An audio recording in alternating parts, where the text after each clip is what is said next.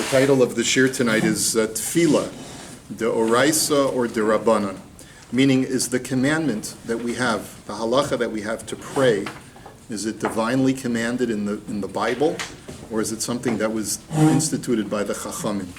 And I'm going to tell you right now that my motivation for having this discussion is to help prepare for Shabbat Shuvah, where I'm going to be discussing in depth the problem that we have with prayer, the problem that we have with davening. I mean, we all have the same problem with davening, is that we're just not davening. Even when we're davening, we're not davening. Do you understand what I'm saying, or am I not communicating? In other words, prayer in the modern Orthodox shul is very rarely actual prayer. It's putting together words in a social setting, which I'm not saying there's no virtue to that. I'm sure there is virtue. And the very fact that Jews assemble to serve God in some way is a beautiful thing. But we have to quantify what prayer is actually and see if what we're doing is actual davening. And as a matter of fact, one of the difficulties that we have today is that not everyone who comes to shul actually davens. Even, there are many people who come to shul today and use that time for catching up socially. And by the way, they're doing a mitzvah too. They're coming to shul on Shabbos. So they get schar alicha. There you go. So they get a mitzvah too. But my main concern is that this is a beit tefillah. It's a house of prayer, and I don't think we're actually doing it. So I'm trying to figure out, and the starting point of how to figure out how to fix that which is broken is to really go back to the basics and try to figure out what the mitzvah of tefillah really is. And maybe if we understand better what it is, we'll try to unpack where our area of confusion lies, which in some way obstructs our ability to actually pray in the way that we're meant to. Okay, so there is an allgemeiner, as they say, an allgemeiner machlokes between the Rambam and the Ramban as to what the origin of the commandment to pray. The Rambam holds that it's a mitzvah deoraisa, and this is in source number 1. This is in Sefer HaMitzvos. The Rambam says that the 5th positive commandment is v'hamitzvah hachamishis hi shetzivanu le'ovdo yis'aleh, that there is a commandment to serve God. And uchavar nichbal tzivoy ze pe'amim, this commandment, serve God, appears throughout the Chumash multiple times. Omar, for example, in Parshas Mishpatim, it says, "Va'avadetem es Hashem Elokeichem," you shall serve the Lord your God. Va'omar ve'oso sa'avodu, it says, you shall serve Him. Va'omar ve'oto ta'avod, va'omar ula avdo, multiple places. Va'afal pi shezah tzivui, hu gam ken min hatzivuyim hakolalim kemo shebi'arnu b'shoresh harivi'i. He says, and even though, if this was a generic commandment to faithfully serve God, it would be what we call a mitzvah klalit. It would be an all-encompassing mitzvah, and therefore would not be fairly counted as one of the Taryag, one of the 613 mitzvahs.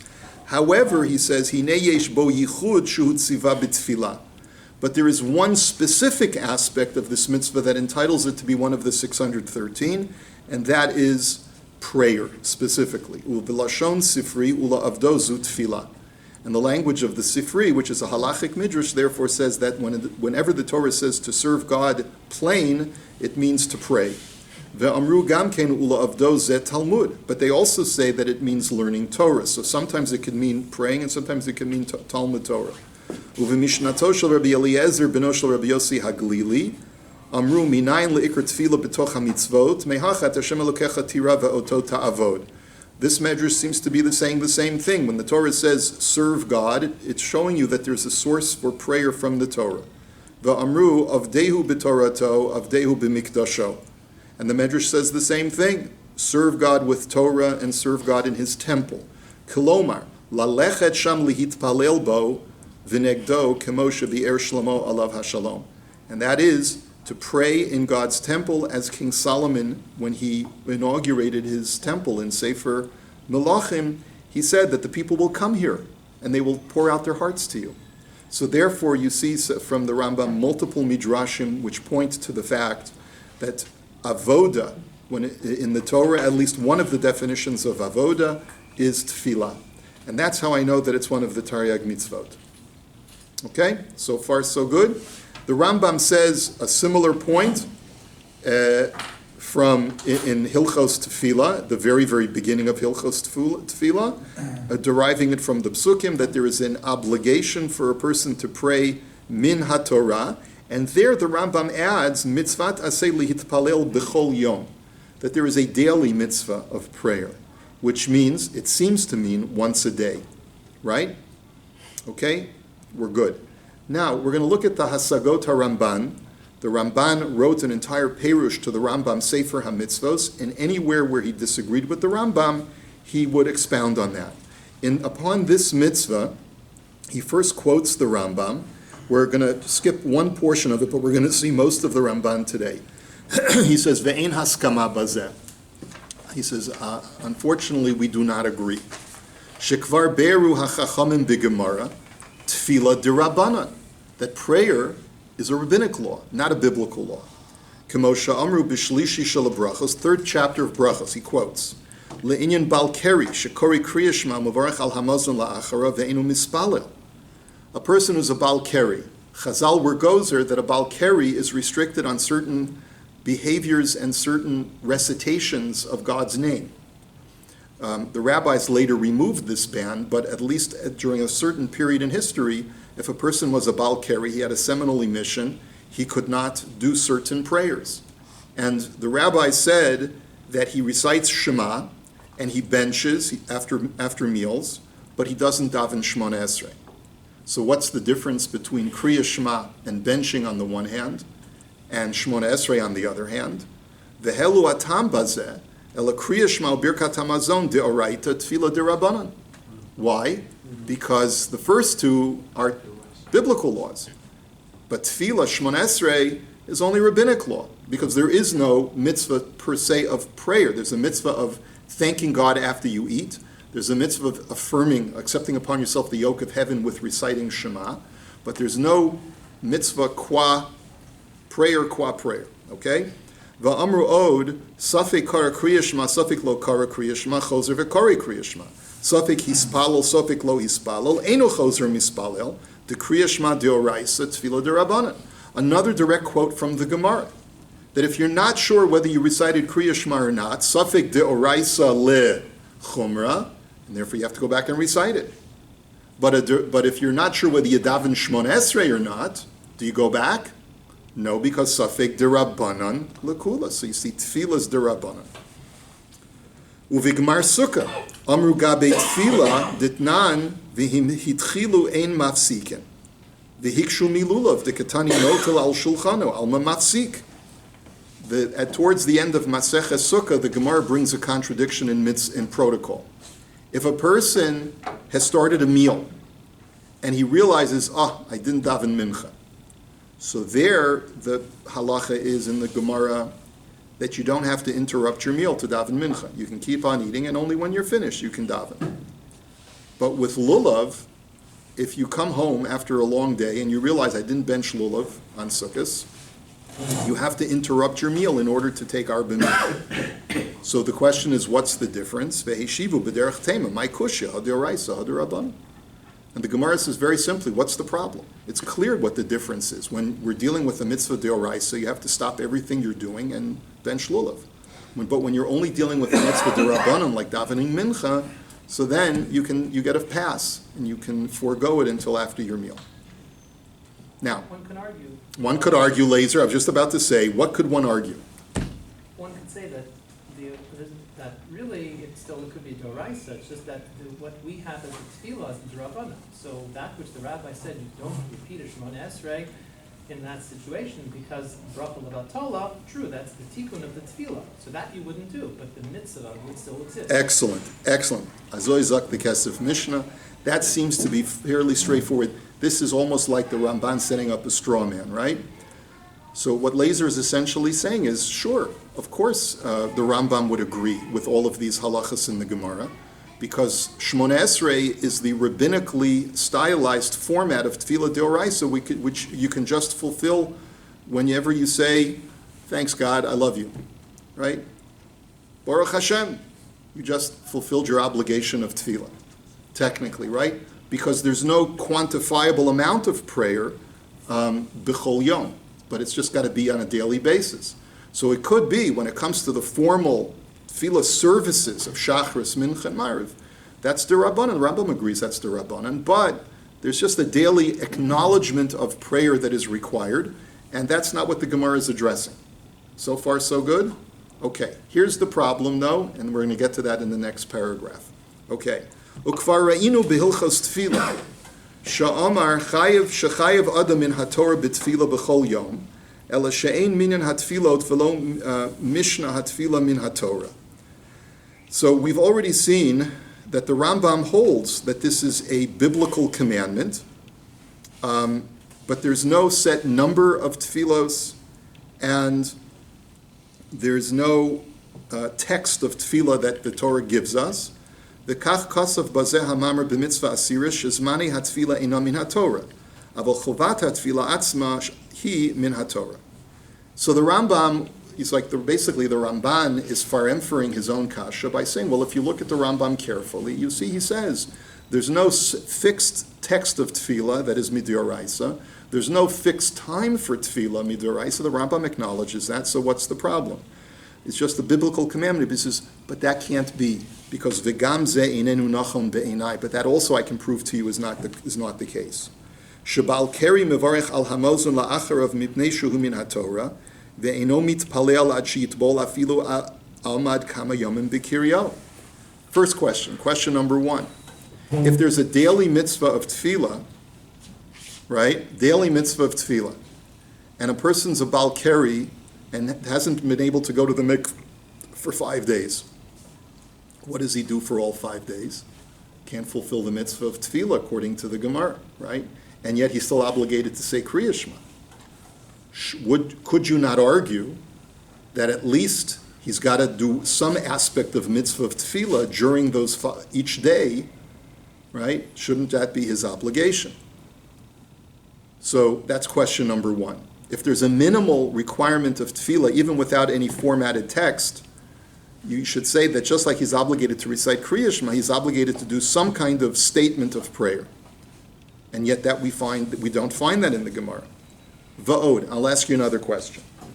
Shemi shenenas v'lo hitpalel b'shacharit, uvemincha nistapek ba'atzmo, safek hitpalel, safek lo hitpalel. Im kein lefi devarav shel harav, hayat tzarich lachzor ulihitpalel. He says, if a person did not daven shacharis because he was in oinus, and so therefore he is supposed to double up on mincha, and now mincha has come and he's not sure whether he's davened mincha or not. According to the Rambam, a person should surely have to go and daven because he's gone a whole day. He knows he hasn't davened shacharis. He's not sure whether he's davened mincha or not. Now you're not dealing with a suffix derabanan. You're dealing with a suffix deoraisa, because I know I haven't davened the entire day, or I know for sure morning I didn't daven at all. I'm not sure whether I davened mincha. I'm now upgraded to a suffix deoraisa, not just a suffix derabanan. The previous Mariv from the previous not doesn't count. Apparently he's not counting that. For argument's sake, let's say b'chol yom means during the daytime, just for argument's sake. But you could also say, okay, so he didn't daven Ma'ariv the night before. He's just giving us an illustration. V'heim pasku la'olam b'chol safek b'tefillah she'eno chozer mitpalel mitnei shehi midirabanan. And we don't find that distinction. That is to say that even if you're misupak, maybe you didn't daven at all the entire day, you still can be lenient and not daven. V'imeineno mitzvah b'chol yom matai tiyah chovah hazot hamutelat aleinu min haTorah sheyitpalel. And so what's the alternative? To say that maybe tefillah is not on a daily basis? So then what is the frequency? Like, it's so non-determinate. Yom echad b'shana, or b'chol yom pa'am echad? Would you say one day out of the year? Or once in a lifetime? Like, so how often do you have to pray? We don't find any quantification in the Torah. as far as what this avoda of prayer is. Next, ukvar amru b'Rav Yehuda demitlatin yomim litlatin yomim havamatzli. Now let's look at another real-life example. Rabbi Yehuda, the Tana, would only daven once every 30 days. Now, don't try this at home, okay? In other words, you could say, well, which minhag do you? Are you Ashkenaz or Sfarad? You say, I'm minhag Rabbi Yehuda. Yeah. So I just, minhag Rabbi Yehuda, I daven once a month, okay? Now, why did he only daven once a month? Lefisha haya osek b'Torah, v'somech al ma sha'amru chaverim shaya oskim b'Torah matzikin l'kriyash ma ve'in matzikin l'tefillah shehi derabanan la'olam. He says, because he was of the opinion that a person who's a Talmid Chacham, there is such an opinion in the Gemara, we don't paskin that way, obviously, but there is such an opinion that if a person is Toraso umnaso, that he spends his entire living or waking hours learning Torah, he only has to interrupt his learning to recite Kriya Shema, but doesn't have to interrupt his learning to daven Shmona Esrei. And therefore, he only davened once every 30 days. Elavadai, I don't know what he was doing on day 30. Maybe that was his day off, I'm not sure. Is that Rosh Chodesh? Maybe Rosh Chodesh, who knows? But why wasn't he learning on that day? I guess maybe he felt that, he's got to recharge his batteries, even the most studious Talmid Chacham needs a break. Elavade kol inyan hatfila enocho v'klal, aval hu mimidot chesed habori yitbarach aleinu sheshomea ve'oneh b'chol kar'enu elav. But listen to these words. He says, we must conclude that Shmona Esrei, or Tefillah per se, whatever the word Tefillah means, okay, whatever Tefillah means, it is not a biblical obligation, but it is rather it is a kindness extended to us from Hashem, that whenever we feel a need to call out to Him, He's listening, and He accepts our words. So it changes the whole dynamic of prayer. You see the stark difference between the Rambam. The Rambam says it is your obligation to reach out to God. And the Ramban says, what are you talking about? It's a chesed that God extends to us, that He comes down and listens when we have needs that we need, when we feel a need to call out to Him. That we should be obligated to go to Him? No, Adarabba. He's out of the kindness of His heart, He'll come to us when we need to speak to Him. But it's not a mitzvah. If you got nothing to say, then there's nothing to say. All right? Good. Let us go on. Ve'ikar hakasu v'la'avdo b'chol levavchem mitzvahs aseh shetiya kol avodatenu la'el yitbarach b'chol levavenu. So then how do I understand serve God with all your heart? What is that mitzvah? What do those words mean according to me, the Ramban, who holds that it's not referring to tefillah? He says it means you have to be sincere when anything that you do in the service of God, whether it's putting on tefillin or shaking a lulav or any kind of, or doing Shabbos, whatever mitzvah you do, it has to be with full sincerity. You have to be fully engaged mentally, emotionally, and invested in that mitzvah. Kolomar b'kavana ritzuya shlema lishmo uve'ein hirhura, complete kavana, which is, doing it just for God without any admixture of negative thoughts or improper thoughts. Lo shena'aseh hamitzvot belo kavana o ala safek o la yesh behem to'elet. Meaning that when you do a mitzvah, think positive thoughts. In other words, it should be, don't do it without kavana at all, just like, by rote. And also, don't do it with doubts as to whether this has any efficacy at all. Ke'inyan ve'ahavtas Hashem Elokecha b'chol levavcha b'chol nafshecha b'chol me'odecha שהמצווה היא לאהוב את השם בכל לב ולב ושנסתכן באהבתו בנפשנו ובממוננו. And that's what the mitzvah v'ahavta is also, right? Which is also related to the mitzvah of ula avdo, right? Just like v'ahavta is love God completely, fully dedicated to that love, even if it means giving up your life or giving up your money, your finances. Well, the same thing is true. Serving Hashem, anytime you do a mitzvah, you have to be fully invested in it. Follow it through. Do it completely, with complete kavanah, without any hesitation. That's what it means. And umashu darshu b'sifri ula avdo zeha talmud davar acher zu tefillah. What am I going to do with the sifri that says explicitly that when the Torah says ula avdo refers to prayer? He says asmachtahi. that's merely an asmachta.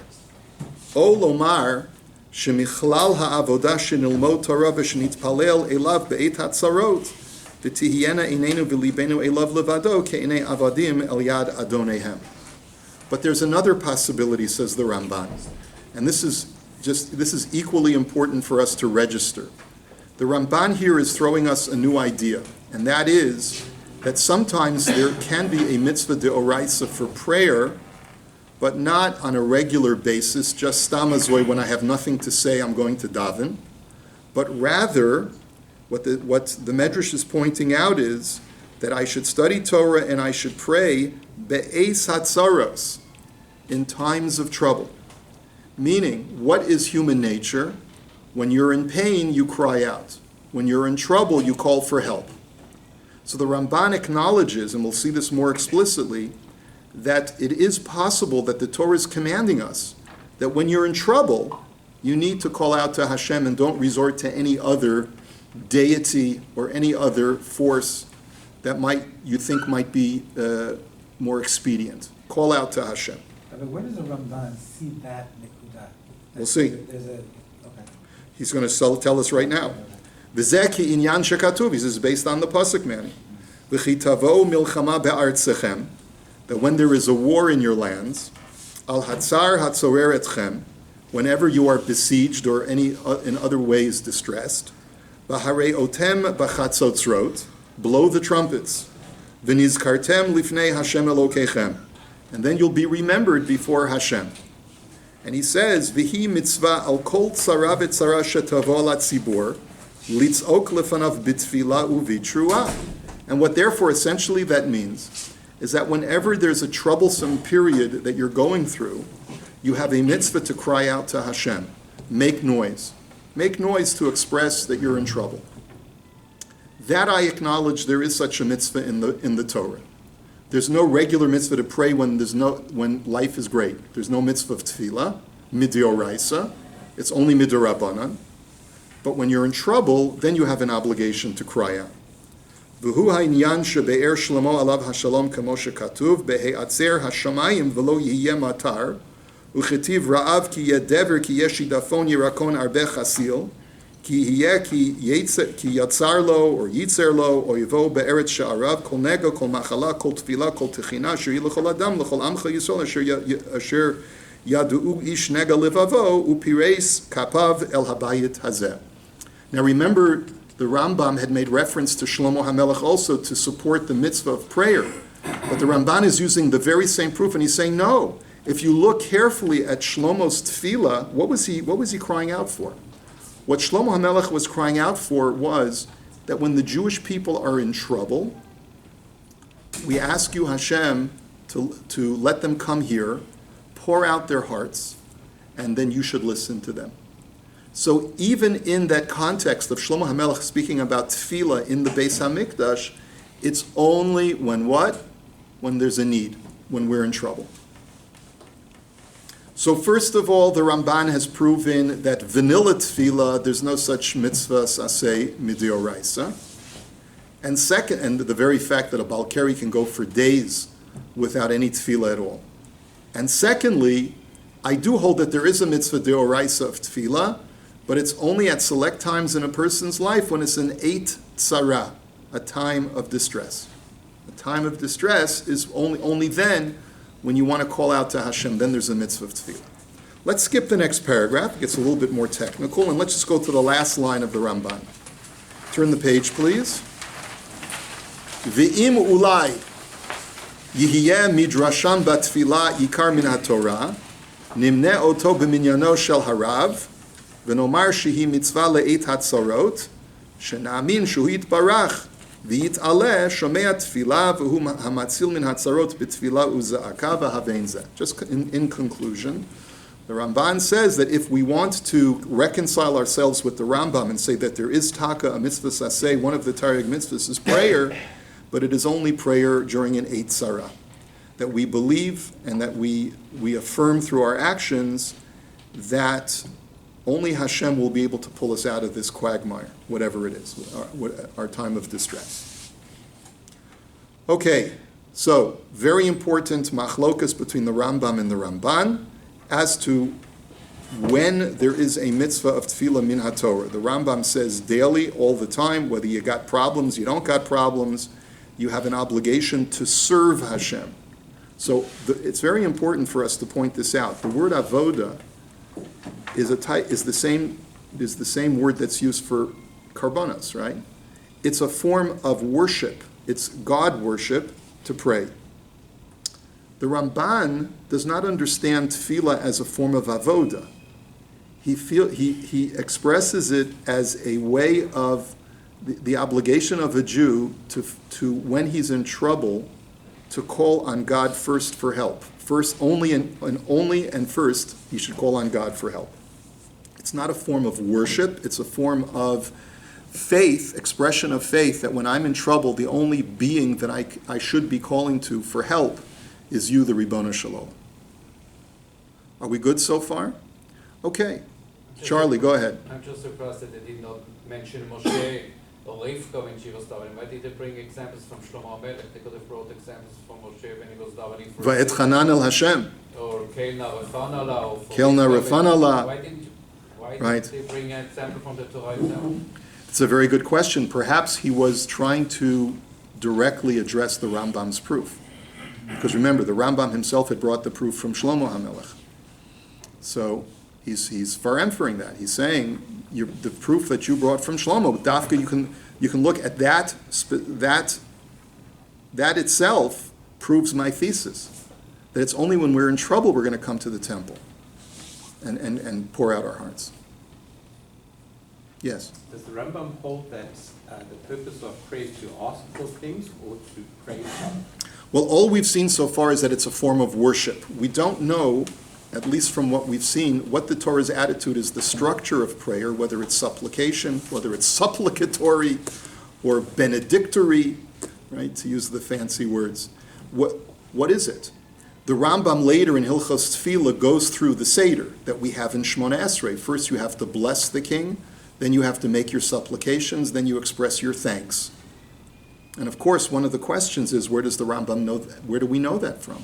If all we have is the basic statement in the Chumash, Ula Avdo, Avoda, is extremely nondescript. It doesn't tell you how to serve God. All we know is that we're supposed to use our mouths and use words, but that's all we know from the Torah. So where do we get everything else? I'll show you an Aruch HaShulchan in a few minutes who talks about that a little bit. But first, let's take a look and we'll point out that it's not only the Ramban who holds that there's no ikar of tefillah midioraisa, unless a person is an Eis Tzara, but Rashi holds that way as well. Take a look at the Gemara, first the Mishnah in Maseches Brachos on Daf Chaf. The Mishnah says, and interestingly, where we'll find a very fascinating nafkamina in halacha between the Rambam and the Ramban is a woman's obligation for prayer. Okay, so first of all, is this a mitzvah saseh shazman grama or shelo azman grama? For the Rambam, what would you say?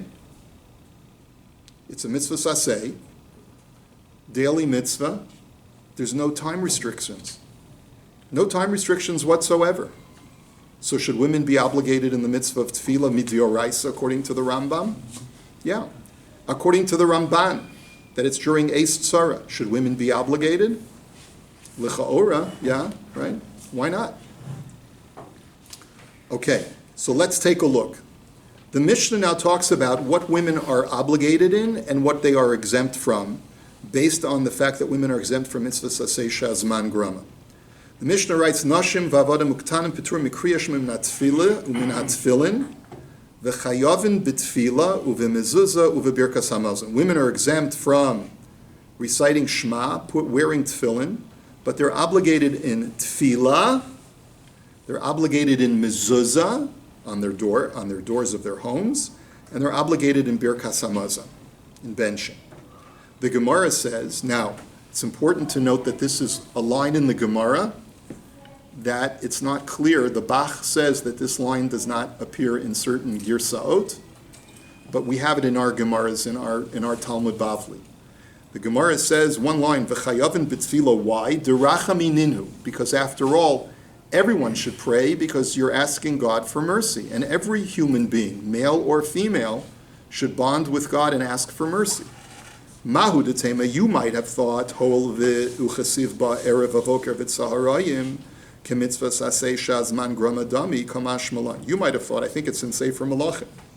It says people will come to this temple evening, morning and afternoon, and so therefore there seems to be some time attachment to the prayer, and therefore women should be not bound by it because it's time related, and therefore Kamash Malan comes along the Mishnah to tell me that they are nonetheless obligated. Now Rashi says, interestingly enough, why does Rashi say that women are obligated? He says the tefillah rachamihi, because it is something that everyone should do, male or female, because you're asking God for mercy. Umidurabbananhi, but it's a rabbinic law that women have to pray. V'tiknuha af lenashim ulechinuch ktanim. And when the rabbis instituted the obligation to pray, they instituted it for both males and females alike. And by the way, we find this, that sometimes when the Chachamim institute a takana, even though if this was a mitzvah deoraisa, women would be exempt because it's time-bound, but sometimes Chazal go even beyond that, and they make it uniform for men and women. This mitzvah is a mitzvah purely derabbanan, and when the rabbis instituted it, they made no distinction between men and women and children. Okay? Tosfos points out, B'tfila pshita, kibin dichsiv erev oker v'tzarayim asicha ve'emek k'mitzvah saseh shazman grama havi. So he quotes first the Girsa. He says, why would I think that women should be patur from tefillah? Because there's a pasuk that associates morning, afternoon, and evening with prayer, and therefore it might be a time-bound mitzvah. So kamash malan derachamininhu, and therefore the Mishnah has to say that they're nonetheless obligated. V'Rashi lo gorisle. Rashi does not have that line in his Gemara. Shaharei tefillah derabbananhi umay mitzvah saseh shaychi bey. Because it's a positive commandment. So how can you even talk about a mitzvah saseh shazman grama? That terminology only applies to biblical law. It doesn't apply to rabbinic law. Umikol makom yesh liyashev deha halel derabanan v'nashim piturot mihaytama demitzvat aseh shazman gramahu. But yet we could reconcile the Girsa even according to Rashi, because we know that there are some prayers that are time-bound, such as the recital of Hallel, and we know that women are patur from Hallel. Ken amrina b'sukkah mishaya eved v'isho katan makrinoto on acharein masheim omrim de'ein hashomea poter mikriyatan kevin she'ein peturin. And therefore, even there's wiggle room to say that there's a certain aspect of prayer that even is midirabanan, which you could use the term mitzvah saseh shazman grama. So you could reconcile the Girsa even with Rashi.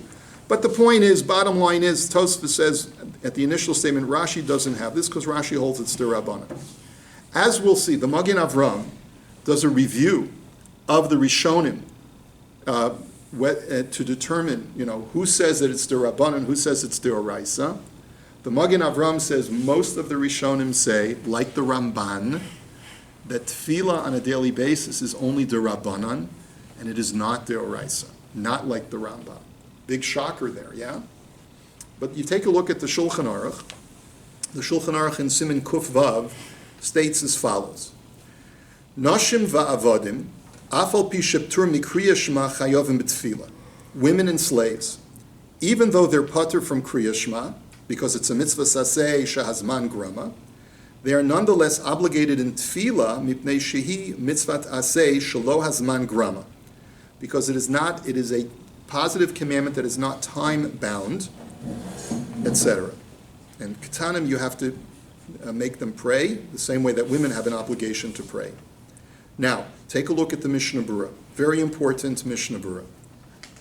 So Mishnah Berurah writes, Kol zeh, source number 8, Kol zeh l'das harambam, shirak zmanei ha-tfilah he midifrei sofrim, aval ikar mitzvat tfilah he min ha-Torah. He says the Rambam is the one that the Mechaber is quoting when he says that it's a mitzvah saseh shelo hazman grama, because the Rambam holds that it's a biblical commandment. אלא שאין לה נוסח ידוע מן התורה, ויכול להתפלל בכל נוסח שירצה ובכל עת שירצה. Biblically, there is no time set for this mitzvah. There is no nusach for this mitzvah. And so therefore you could say whatever you want biblically, as long as you say something to God. You turn to God and say something that is worshipful. And you can do it any time you want over the course of the day. ומשהתפלל פעם אחת ביום או בלילה, יצא ידי חובתו מן התורה. And according to the Rambam, all you need to do this is once a day, and you fulfilled your Torah obligation. Okay? וכתב המגן אברהם, שעל פי סברה זו נהגו רוב האנשים, שאין מתפללים 18 בתמידות, שחר וערב, לפי שאומרות מיד בבוקר סמוך לנטילה איזה בקשה, ומן התורה יוצאות בזה. So he says, based on this, the Magen Avram says, what are women somechan to not do a full davening every day? Why don't women, if the Mishnah says that women are obligated in tefillah, why do so many women not daven properly? So the Magen Avram says it's because they rely on the Rambam, who says that biblically there's only a commandment to say one thing once a day. So if a woman says brachos in the morning, she's been yotzei her biblical commandment to daven, to pray. And therefore, she's dispensed with her biblical commandment. And he says, therefore, sha'af chachamim lo chivu yoter. And maybe the chachamim did not require women to do any more. So it turns out that even though the Rambam is machmir to tell us that tefillah is a mitzvah deoraisa, but it turns out to be a leniency if you're a woman. Because what's the leniency?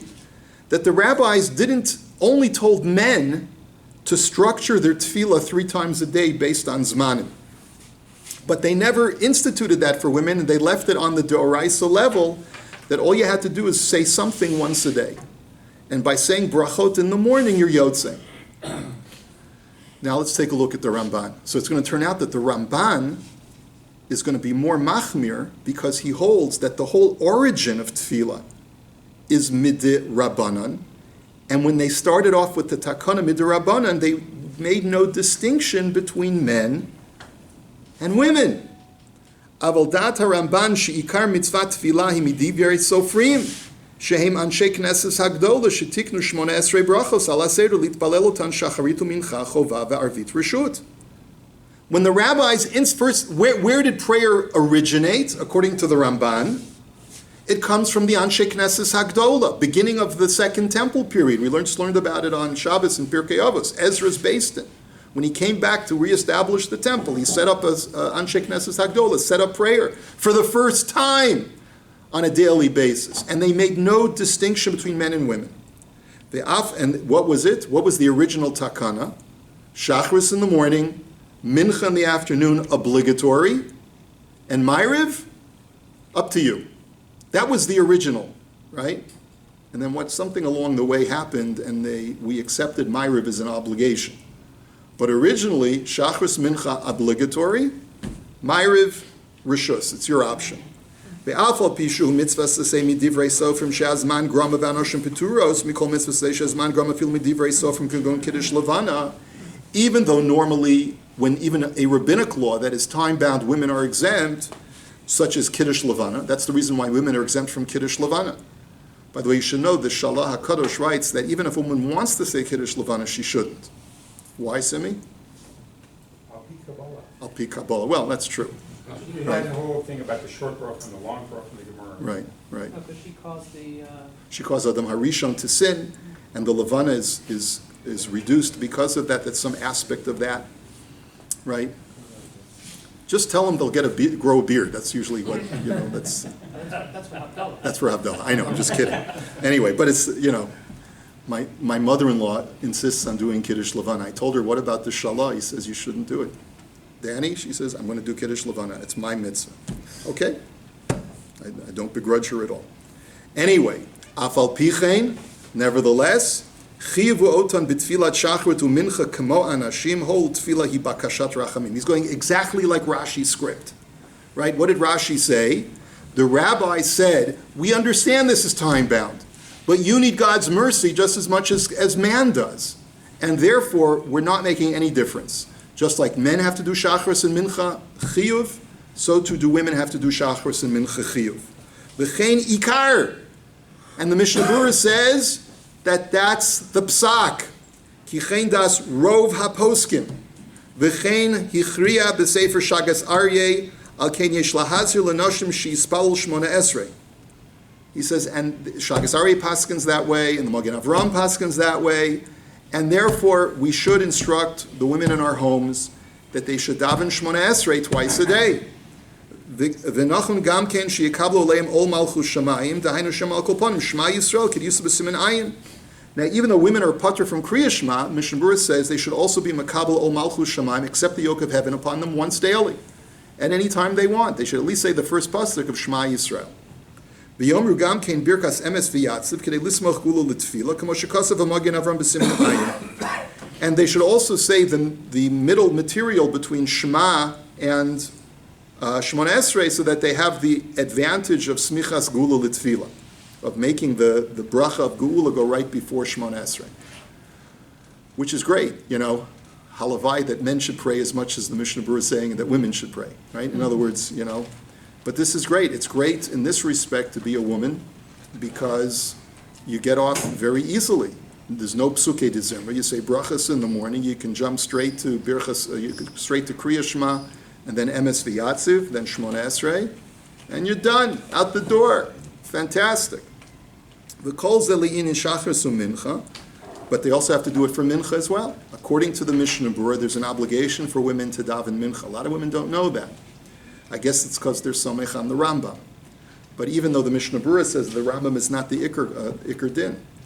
Aval tefillas arvis shu rishus afal pi she'achshav kvar kiblu aleim kol Yisrael lechoyva mikol makam hanoshim lo kiblu aleim v'ruban ein mispalel in arvis.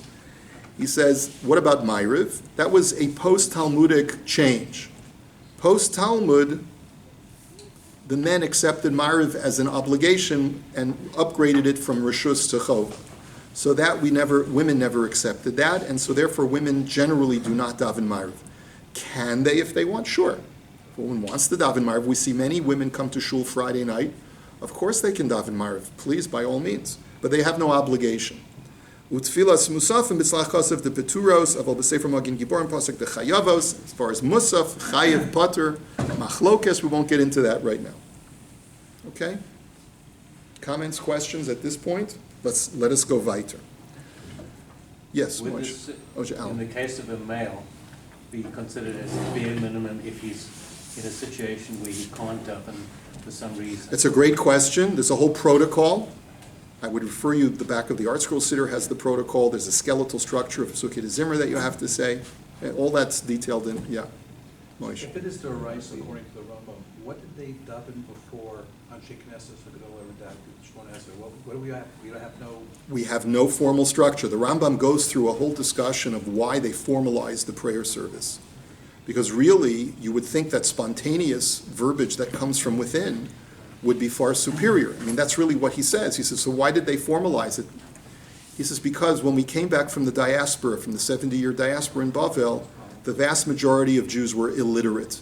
They didn't even have vocabulary to be able to express their words of prayer to Hashem. Even in Bavel, people were largely illiterate, right? So therefore, the rabbi said, when I say illiterate, it doesn't mean they couldn't communicate. They could communicate, but they didn't know anything about Judaism. They were totally assimilated. So they didn't know about Rifa'enu, they didn't know about Barech Aleinu, they didn't know even what to ask for. So the rabbis were concerned that if we leave every person to his own recognizance, people are going to be missing vital components of prayer. So they formalized it in 18 brachas. So funny, we're always raised that korbanos, like davening was the replacement for korbanos. Korbanos keneged tamid tiknum. But it's not that they replaced korbanos, because what you see historically is that there's, number one, according to the Rambam, there's always been an obligation to pray. But even with the historical thing of the Anshe Knesset Hagdolah formalizing prayer, when did they do it? The beginning of Bayis Sheni, not the end of Bayis Sheni when the temple was being destroyed. So there were further formalizations that were made after the Churban in Yavne. But the very first structure that was given to Tefillah It's right after. is 70 years is with Ezra building the Beis HaMikdash. So is Ezra given he's the one that led to the codifying of Tefillah into a proper format? Yeah, he started it, but it wasn't completed into the siddur that we have today until Like, after the Moshe was done a Churban, year after, until like, Yavna. Yavna, right? Yeah. So remember, during the entire period of the second Beis HaMikdash, we knew that there were 18 blessings of Shemona Esrei, but we didn't know what the text was. Every person could put in his own text. All the Anshe Knesset Gedolah said, make sure you cover these points in your tefillah, and make sure you daven 2 times a day, chova, and 1 time rishus. But they didn't tell us what the exact words of Shemona Esrei were. Yeah. Saying Shema doesn't seem to be considered doing tefillah. It's not considered tefillah. It's kabbalat ol malchut shamayim. And the fact that it has to be done b'shochbecha uvekumecha at specific times when you go to bed and when you wake up means that women are exempt. And therefore, this obligation for women to be makabel ol malchut shamayim every day seems to be midrabanan. The Mishnah Berurah doesn't specify. Seems to be midrabanan.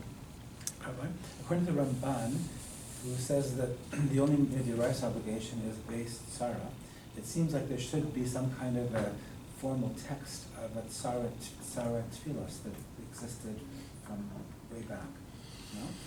Well, if you look in Maseches Tainis, there is some level of structure that the Mishnah advocates when we create a Tainis, when we create a fast. But it could that back in the times of the Chumash before Chazal made it formal, it seems that no. Al hatzar tzorer etchem v'hariotem b'chatzot zrot v'nizkartem lifnei Hashem Elokechem. Cry out to Hashem.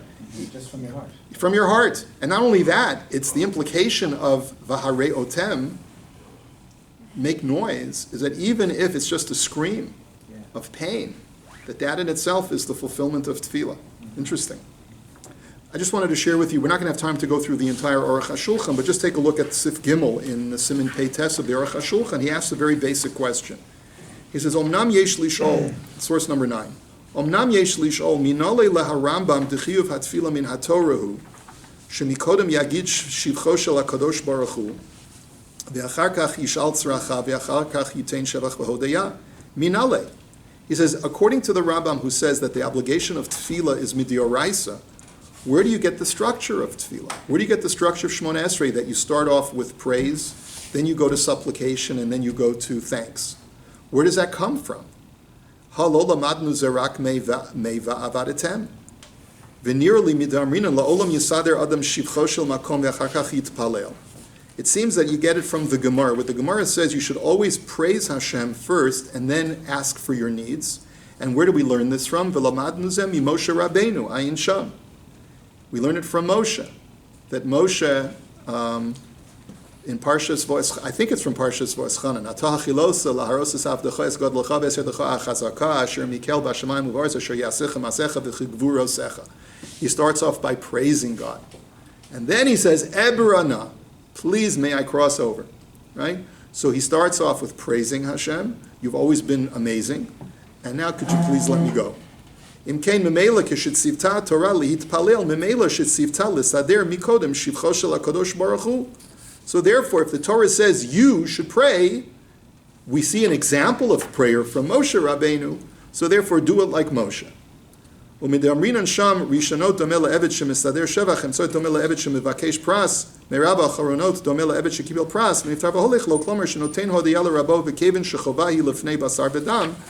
La'asot kein kal v'chom lifnei melech malchei amlachim hakadosh baruch hu shemitam zeh gam anshe knesset hagdolah tiknu kein v'imkein k'shechiyava Torah v'tfilah memela shechiyava gam bazeh. If you notice, the Gemara also points out that it's based on just common sense. When you go before a mortal king, do you go and say the first words that come out of your mouth is, please, I need $1 million? You don't. That's not the way you introduce yourself to the king. If you go to before the king, there are honorifics. You must bestow honor to the king first. The Gemara says that's only natural. It's only logical. That's etiquette demands that. So therefore, if etiquette demands that when you're interacting with a mortal king, how much more so should you interact that way with Hashem? And that's why the rabbis instituted it that way. In other words, all the Torah says is pray. How are you supposed to pray? Well, think about it. Number one, we have an example from Moshe Rabbeinu, and number two, use common sense. How would you pray if you were praying to a king? So that's how you should pray to Hashem. Okay, those are the arguments that the Aruch HaShulchan makes. Okay, we're not going to have time to go through the rest of the Aruch HaShulchan. He says that the Aruch HaShulchan comes down very strongly in favor of saying that we're not really reading the Ramban correctly. He says because the Ramban also holds that tefillah is something that is so basic and universal to the Jewish experience that it's impossible to suggest that it has no basis in the Torah, and you only have this obligation when you're in trouble. And the Aruch HaShulchan's conclusion is, which is really a little bit hard to read in the words of the Ramban that you and I just saw, is that the Ramban holds that prayer, on a universal basis, even when you don't need anything, still is a chiyuv d'oraisa, but it's so overarching as far as an all-encompassing obligation that a Jew has to serve Hashem, that it's not counted as one of the Taryag mitzvot. That's how he learns the Ramban. A little bit difficult to read that in the Ramban. I also want to point out, and we're not going to have time to see this inside, that another place in the Hasagos HaRamban, on Mitzvah Aleph, the Ramban says that there is an obligation to pray on Yom Tov, to say Hallel. And this is another big machlokus between the Rambam and the Ramban, and ironically they flip. Whereas the Rambam holds that Hallel, even on Yom Tov, is only midrabanan. The mitzvah of Hallel, of singing shiros v'tishbachot to Hashem, is not the primary mitzvah of tefillah. It's a secondary mitzvah, which is only midrabanan. We have a special obligation to say songs of thanks to Hashem. The Ramban holds that it's midioraita. So therefore, it turns out that there's a midioraita prayer according to the Ramban on Yom Tov only, and during the rest of the year, there's no special biblical obligation for prayer, and for the Rambam, it's just the opposite. I'll share something else with you, which I find to be somewhat controversial, which is in source number 13. I saw it brought down in a sefer, but I wasn't able to find the primary source. Apparently, one of the Brisker Ravs is of the opinion that on Rosh Hashanah and Yom Kippur, even the Ramban would agree that there's an obligation midioraisa to prayer. And the svara is, Shafilo haRamban hayam modeh al yamim noraim shechiyuv tefillah yihiyeh deoraita mitzad shehu eid tzara shesifrei chaim umeitim munachim ve'ein tzadik ba'aretz asher ya'aseh tov v'lo yecheta v'chol adam yesh lo avirot v'nimsa kol adam b'matzav eid tzara. Right? The Ramban says, when is there a biblical obligation to pray? When you're in an eid tzara, when you're in trouble. Who's not in trouble on Rosh Hashanah Yom Kippur? We're all in trouble, because the books of the living and the dead are open, and God's about to write down what our fate is for the coming year. Ein lecha eit tzara gedola mizu. So therefore, the Brisker Rav, one of the Brisker Ravs, I'm not sure who this was, wanted to argue that not only is there a mitzvah d'oraisa during an eis tzara generically, not only is there a special mitzvah of tefillah on Yom Tov because it falls under the rubric of Hallel, but also there's a special mitzvah of tefillah on the Yomim Noraim because it qualifies as an eis tzara. And here's where we get to, I want to show you what Rav Soloveitchik says. I'm not sure if I agree with the Rav. I mean, if I can be so arrogant as to take issue. But I just wanted to share it with you. This is from the book called Reflections of the Rav, which was published in 1993. And the Rav wrote as follows. The views of Maimonides and Nachmanides, source number 12, the views of Maimonides and Nachmanides can be reconciled. Both regarded prayer as meaningful only if it is derived from a sense of tzara. They differ in their understanding of the word. Maimonides regarded daily life itself as being existentially in straits, inducing in the sensitive person feelings of despair, a brooding sense of life's meaninglessness, absurdity, lack of fulfillment. It is a persistent tzara, which exists b'chol yom daily. The word tzara connotes more than external trouble. It suggests an emotional and intellectual condition in which man sees himself as hopelessly trapped in a vast, impersonal universe, desolate without hope. Certainly the psalmist's cry, min hametzar karasika, out of my straits I have called upon the Lord, refers to an inner, rather an externally induced state of constriction and oppression. You understand how he's reconciling the Ramban and the Rambam? Of course, according to the Rambam, it's also, you only daven when there's an eis tzara. But when is an eis tzara for the Rambam? All the time. Boy, talk about the glass half empty kind of attitude, right? I mean, every day is an eis tzara, because life is such a drag. Out of this sense of discomfiture, prayer emerges. Offered in comfort and security, prayer is a paradox. Modern methods of suburban worship and plush synagogues notwithstanding. You see, the Rav also recognized that we don't got it right in our plush synagogues. The desire for proximity of wife and children at services comes from a need for security and comfort. Again, he's fighting the mechitza battle. Real prayer is derived from loneliness, helplessness, and a sense of dependence. Thus, while Nachmanides dealt only with surface crisis, public distress, Tzarot Tzibor, Maimonides regarded all life as a depth crisis at Tzarat Yachid. These two types of tzara vary in many aspects. The surface tzara of Nachmanides is an external crisis which arises independently of man. It emerges out of the environment and usually appears suddenly. Our plight is discernible to the eye. We see it, feel it, suffer pain and anxiety. One need not be a reflective, introspective, or a brooding type to perceive this crisis. The simplest person experiences it, whether it be poverty, illness, famine, war, or death. It strikes like a hurricane. The biblical Tochacha, with its threats of dire punishment if Israel be untrue to its covenant, speaks precisely of this kind of crisis. It may strike a community or an individual. It is a tzara which can be shared with others through empathy and sympathy. But the Rambam's depth tzara is an interpersonal, clandestine, or undefined crisis which is not readily manifest to the eye, etc., etc., etc. I'll let you finish the essay. But you get the picture. The Rav is minimizing the machlokes and holding that they really are both agreeing just what the definition, the machlokes is what is the definition of the words eis tzara. Interesting. If I can suggest, I mean, there's two ways to look at this interpretation. One is, does it mean that the Rambam agrees to the Ramban, or does it mean that the Ramban agrees to the Rambam? Yeah, so at There's a face big value, it difference. seems that the Rambam is But there's a big succeeding to the difference. Ramban. It's a big difference. In Yeah. other words, at the end, now let's say we say that there's no disagreement, but what does that make our tefillah every day? Does that make our tefillah every day like the Ramban, or does that make our tefillah every day like the Rambam?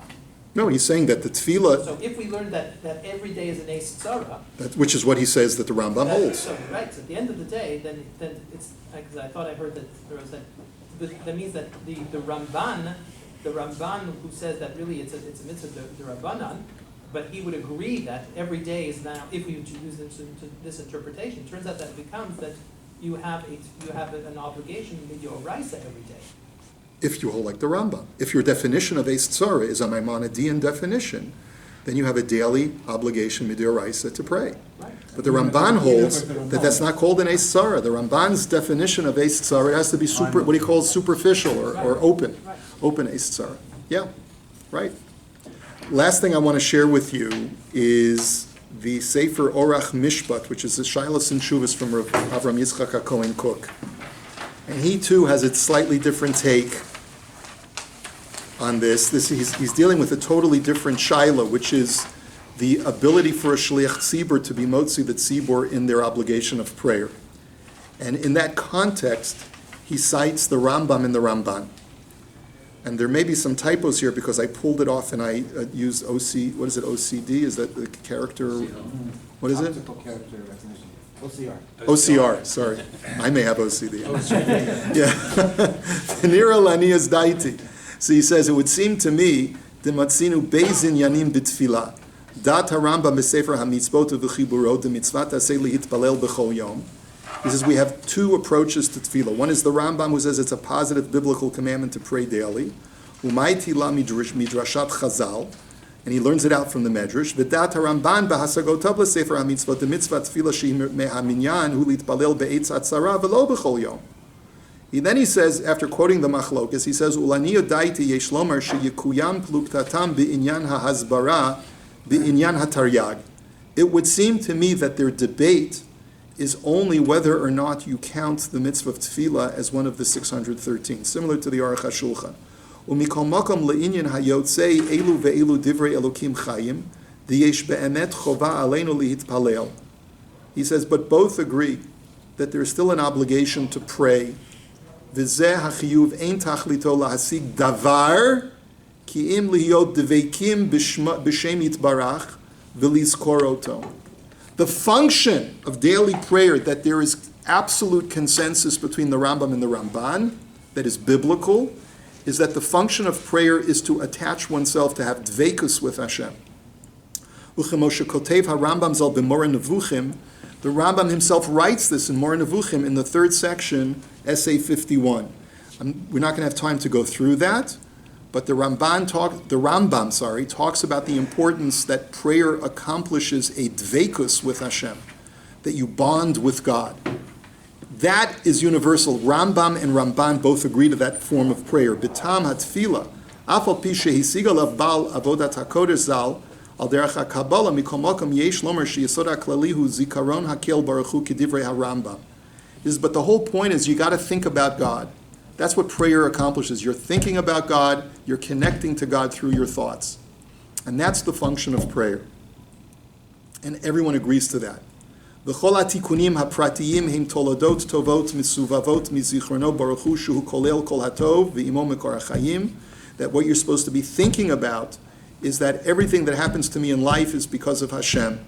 Al kol panim ikar chiyuv hatfilah shebechol yom hu mitzad zichron Hashem baruch hu v'harei ze vaday mitzvah shebeguf she'ena mitzad hafakat eze tachlit she'en shayach bazeh shlichut.